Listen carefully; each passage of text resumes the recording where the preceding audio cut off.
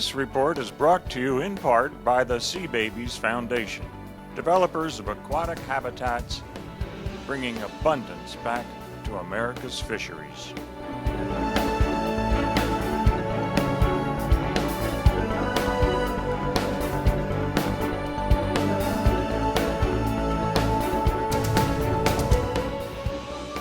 The key focus of our research is really how juvenile snook use the different shorelines that they have available to them in the creeks. And the vertical seawall is one of those most common habitat types that are around in the creeks around Sarasota Bay. So we have passive integrated transponder antenna array systems. So these antennas detect whether any fish with one of our pit tags is utilizing that particular type of habitat. On how seawalls influence juvenile fish habitat is based pretty much on presence and absence. They have to go and pull a seine net to capture the fish, and they can document how many fish are there. But that's just one snapshot in time. These pit tag antenna arrays give us a long-term picture of the use of the habitats. If we learn something substantial from this work, then the agencies can deal with the rules and regulations that might need to come into place to allow more effective management of floodwater control.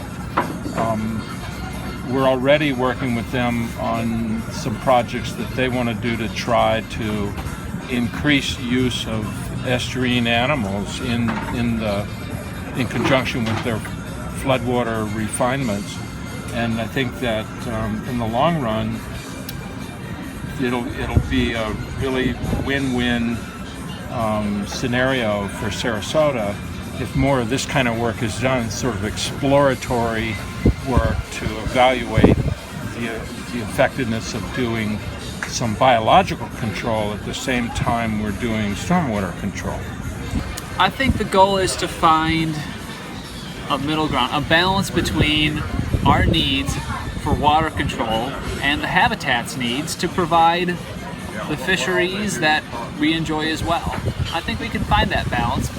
What we need is more information, such as the work that we're trying to do. How do fish use shorelines? No one's really looked at it at this level before. Bivalves that are growing on these rocks is filtering the bay. And so the more of that I mean, that's a major aspect of some of the value, that environmental value that these rocks are providing, besides the physical value that they're providing by slowing wave action and erosion in here. And that's one of the most substantial aspects of living shorelines up and down the eastern seaboard and Gulf Coast that people are trying to achieve when they put in living sea lines. And what's living on these hard rocks is the bivalves. Sure. Bigger rocks. They're a little bit more cohesive. And you're starting to get the mangroves growing. Is that a mangrove coming up right there? Yep, that's a new mangrove crop, because you have a little bit more stable shoreline. That mangrove is going to add to it. And now look at the mussels on these larger rocks. Yeah, they are thriving a lot more. Yeah, right. You have larger structure, more stable structure, and you have a better habitat than the last little cove. Right, much better. Very, very visible difference right here. Right here, yep. This complexity. We started. See, this is what they did. But see, this is above. Yeah. So this structure is above really the shoreline. Right. Notice this is beautiful habitat for terrestrial animals, but the aquatic animals don't have. There's nothing there. There's nothing for juvenile habitat, and that's not saying that they haven't done a good job. This may not be a good place to provide that structure. The message that we need to promote is one above what we see here and below. Right. You have natural vegetation that's providing the stabilization of the sediments, whereas otherwise you'd have to have a seawall to stop the sediment from going into the water. So this is doing the work of a seawall for you, and clearly it's far more beautiful than a chunk of concrete. If you only have your seawall, can you eventually, after the permitting process is completed, combine the structural complexity of potentially riprap with the natural vegetation, such as those mangroves that are popping up? Can you stabilize the shoreline above and provide habitat below at the same time? Hopefully, some of our research will answer the questions as to whether or not fish see and use that habitat below, regardless of the seawall above. Gotcha. That's what we need to know. A lot of it, you can see all the oyster and mussels happening over there. You need that intertidal structure. So how can that be built into here? Because a good rock sill with a live oyster reef that helps replenish it will help break the wave energy and maintain the up. Right. A good below Right. balanced with a good up Right. will balance each other. This window was probably created by kids climbing the tree. Could be, yeah. So we need more kids. Get that maternal thing to get the windows by having more kids out playing in mangrove trees. Couldn't hurt. That's my push. Either way, kind of beautiful. It looks a little bonsai-ish. Yeah.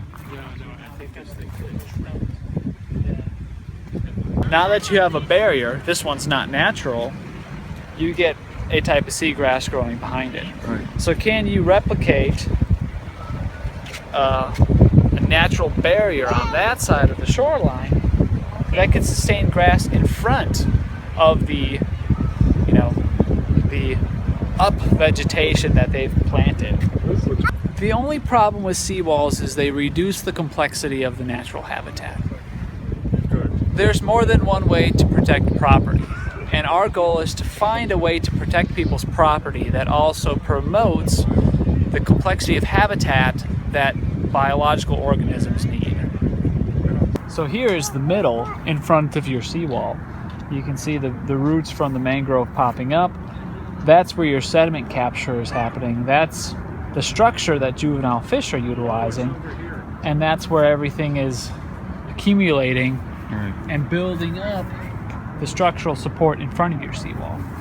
Vegetation is all That throughout grass. here, but they've let it grow there, and you can see how that stabilizes the beach here. Yeah. Living seawalls, No, living shorelines. You heard those terms yet? no. Okay. Yeah, I've never heard of living seawalls either. But if it will help support me and bring some fishery life here, I'm all for it. Because I'm a lonely wall and I stand real tall.